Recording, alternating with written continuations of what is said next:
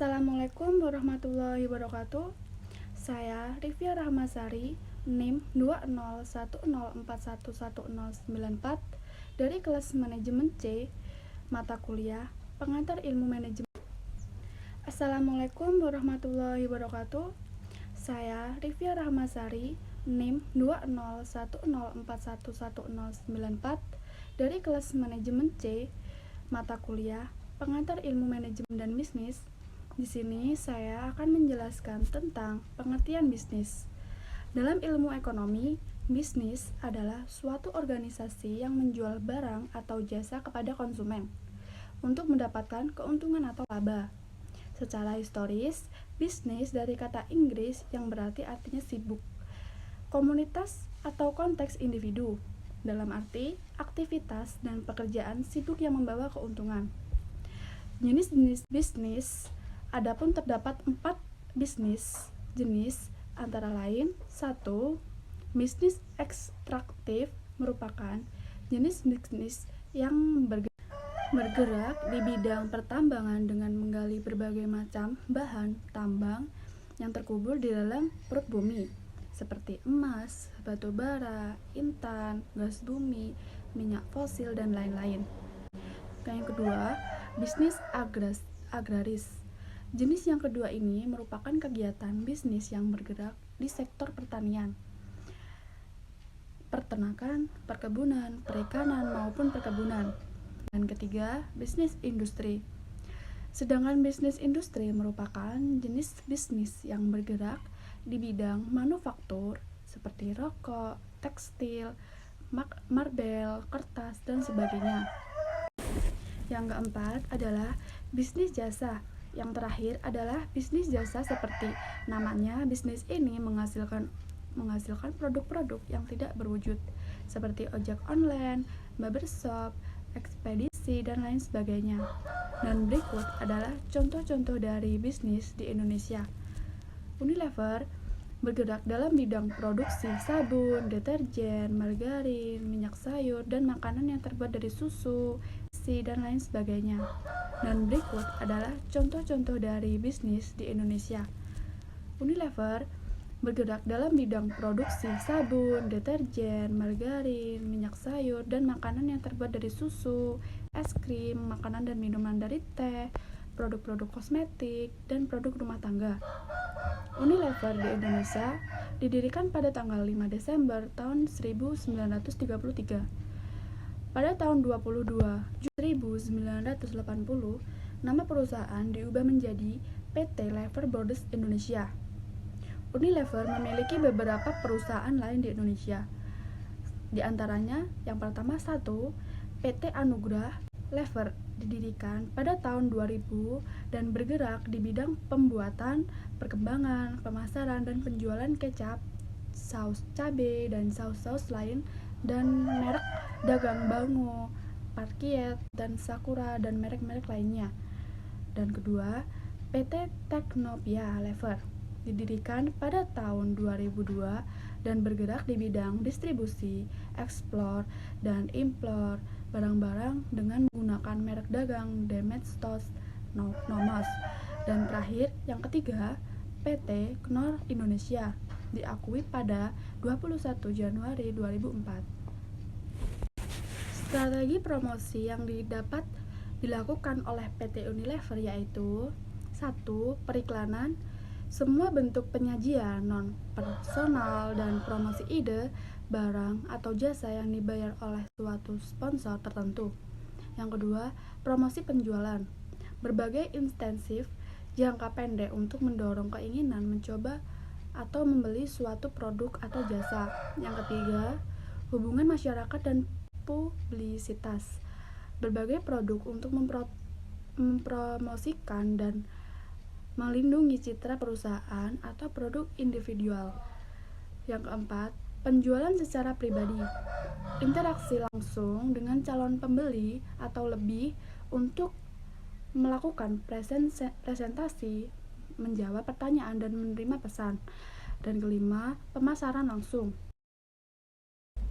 Menggunakan surat, telepon, faksimili, email, dan alat penghubung non-personal lain untuk berkomunikasi secara langsung dengan atau mendapatkan tanggapan langsung dari pelanggan tertentu dan calon pelanggan. Dan selanjutnya saya akan menjelaskan tentang apa itu manajemen. Secara bahasa, manajemen adalah mengelola, mengusahakan, pengendalian, dan pemimpin. Sedangkan definisi lengkap manajemen yaitu serangkaian proses yang harus dilakukan oleh suatu organisasi dengan sumber daya manusia yang ada di dalam untuk mencapai tujuan. Dalam sebuah organisasi atau perusahaan, tentu saja manajemen sangat dibutuhkan untuk mengambil keputusan dan lain-lain. Secara umum, pengertian manajemen yaitu serangkaian proses yang dilakukan untuk mengatur dan memanfaatkan sumber daya yang ada untuk mencapai tujuan organisasi atau sekelompok tertentu. Selain itu, manajemen juga diartikan sebagai seni dalam mengatur dan melaksanakan sebuah organisasi. Di sisi lain, organisasi juga didefinisikan sebagai langkah mencapai tujuan secara efisien dan efektif dengan upaya merencanakan, mengorganisasikan, dan mengontrol sumber daya. Dan berikut adalah jenis-jenis manajemen dan contohnya. Terdapat banyak contoh yang bisa ditemukan dalam kehidupan sehari-hari. Berikut adalah contoh. Yang pertama, manajemen strategi. Yang kedua, manajemen biaya. Yang ketiga, manajemen organisasi. Yang keempat, manajemen pemasaran. Yang kelima, manajemen produksi. Yang keenam, manajemen komunikasi. Yang ketujuh, manajemen konstruksi. Yang kedelapan, manajemen agribisnis. Yang kesembilan, manajemen hubungan masyarakat. Yang kesepuluh, manajemen keuangan. Yang sebelas, manajemen waktu. Yang ke-12, manajemen sumber daya manusia. Yang terakhir yaitu manajemen personalia. Dan di sini saya akan menjelaskan topik yang saya pahami di study, yaitu budaya organisasi. Pentingnya budaya organisasi.